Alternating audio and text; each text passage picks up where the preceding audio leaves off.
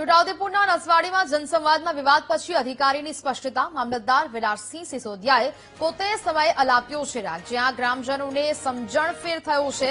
મેં તો 11:30નો જ ટાઈમ આપ્યો હોવાની વાત મામલતદારે કરી. ગામના સરપંચ મેહુલ તડવીએ પણ અધિકારી સમય આવ્યાની વાત કરી.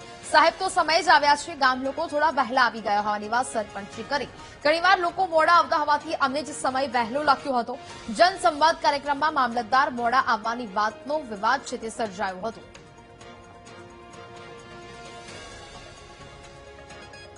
આમ તો સૌપ્રથમ તો મારે લોકો સાથે કોઈ બોલાચાલી થઈ નથી, એમને થોડું મિસઅન્ડરસ્ટેન્ડિંગ છે. મેં પંચાયતને મારો 11:30નો સમય આપેલો છે અને હું 11:30 ત્યાં હાજર જ હતો.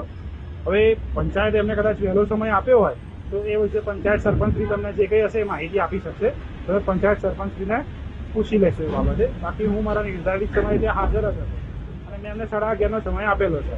અમુક વાર કેવું હોય કે સાહેબ આવી જાય છે, થોડી પબ્લિક આગી પછી ટાઈમે થાય એટલા માટે અમે કલાક વહેલો લખ્યો હતો. બીજો કોઈ ઇસ્યુ છે નથી. અમે 10 વાગ્યાનો ટાઈમ લખ્યો હતો, એટલે કે થોડા ઘણા કોઈને આ કામકાજમાં હોય, કોઈનું ઘર કામ હોય, કંઈ ને કંઈ કામ હોય, કોઈ દુકાન ખોલવાની કઈને પણ નસવાડી અંદર વેપારી છે વધારે એટલા માટે કે અમે લોકો ટાઈમ 10 વાગ્યાનો મૂક્યો હતો કે કલાક આવીને થોડા વહેલા બેસે. બીજું કંઈ છે નથી ઇસ્યુ.